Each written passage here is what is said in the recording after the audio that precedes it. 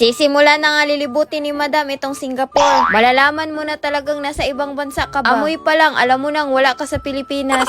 Baliktad dito sa Singapore. Alas 7 ng umaga, madilim pa. Pag alas 7 naman ng gabi, maliwanag pa dito.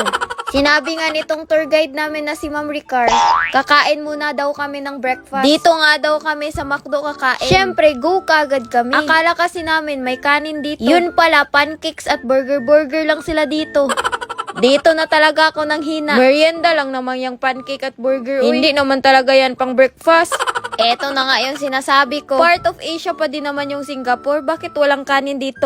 Huwag ka nang magreklamo dyan, Madam. Wala ka sa Pilipinas. Pag ganito pa naman yung kinakain ni Madam, madali lang yung gutumin. Nag-order si Madam nitong Milo at yung potato ata. Basta yun na yun. Habang kumakain nga, nagchismisan lang muna kami dito.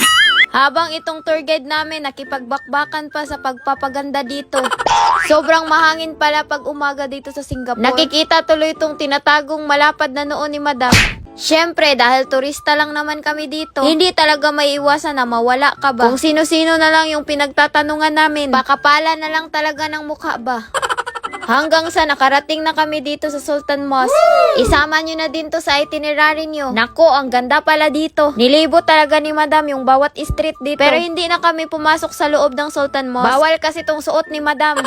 Kaya rumampa na lang si Madam sa labas, ganun. Habang naglalakad nga kami palabas, may nakita kaming nagtitinda dito ng ice cream. Bayad daw muna bago yung kain. Hindi ko naman alam na papahirapan ka pala muna. Para lang talagang nanghuli ng langaw si Madam. Bago ibibigay yung ice cream, hihingalin ka pa ng todo. Kaya siguro mahal tong ice cream na to dahil sa mga tricks ni Kuya. Pero sa totoo lang, imbis na mainis, natuwa pa talaga ng todo to si Madam. Papagudin ka pa talaga ng todo bago ibigay yung ice cream. Napasayaw na lang talaga kami ng ice cream yummy, ice cream go dito. Pero in fairness, ang sarap ng ice cream nila. Ang flavor daw nito is goat milk. Ang sarap pala ng gatas ng kambing. Pag ganito na yung pagmumuka ni Madam, gutom na yan. Nakakagutom talaga yung gumala. Lalo na pag walang kanin nakakainin. May nakita kaming kainan dito na madami talagang kumakain. Dahil mura lang pala yung foods nila dito. Puro noodles nga lang yung menu na pagpipilian. Mura lang yung noodles nila dito, tapos madami pa yung isang serve. Kaya naghati na lang kami nitong ka-roommate ko. Syempre, kahit gutom yan si Madam, nagtitipid pa din yan. Kailangan talaga, baka hindi na tayo makauwi na Pilipinas ba? Sabay-sabay na kami sa paghigop nitong noodles. Eto nga din ka-roommate ko. Tapos eto nga si Madam Rica. Syempre, meron din kaming kasamang senior citizen couple.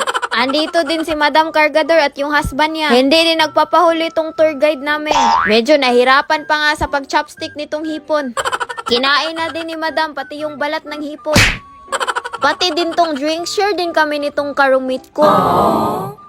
Dapat meron ka laging dalang bottled water. Dahil madami kang makikitang refill station dito na drinking water. Kaysa bumili ka pa ng bago, $1 na dito. Papunta sa next itinerary. Nag-grab talaga kami papunta doon. Para hindi na kami maliligaw pa. Nagtipid sa pagkain pero may budget sa grab. Dumaretso na nga kami dito sa Merlion Park. Nakitang-kita mo talaga dito yung Marina Bay Sands Hotel. Wow! Syempre, hinanap kagad namin si Merlion. Yung bumubuga ng tubig ba?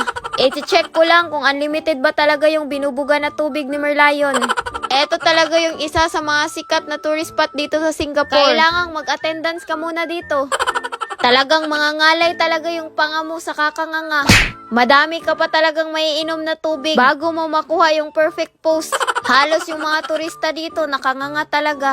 Papasukin din pala namin itong Marina Bay Sands Hotel. Grabe, sobrang ganda talaga sa loob. Kaya nga lang, hindi kami makapag-check-in dito. Kung ganito na lang yung natira sa aming pera, huwag ka na lang maglakas loob na pumasok dito kung wala kang ikabuga. Pero naghanap pa din kami ng paraan. Buti na lang andito si Kumaring Madam Mayra nag-check-in. Eto nga at nakapasok na nga kami kagad. Discarding malupitan lang ba? Pinapasok nga niya kami dito sa room nila. Nakitang-kita mo nga yung baba kasi nasa tuktok. Pinagyabangan niya sa amin itong kurtina na kusa na lang bumubukas. Pagkaganda-ganda naman pala yung view nila dito. Pumasok lang talaga kami dito para makicharge ba? Dahil mag-check out na din pala sila dito. Kanya-kanya na nga kami sa siksikan dito sa elevator. Syempre, hindi pa kami bababa. Pupunta pa kami sa pinakatuktok. Na andun nga yung swimming pool. Syempre, bawal kaming pumasok dyan kasi hindi naman kami nag-check-in. 50,000 din naman kasi yung one night dito. Matutulog ka lang at kakain, ligwak na yung 50k mo. Ang importante, nakapag-picture kami dito nang hindi man lang nag-check-in ba.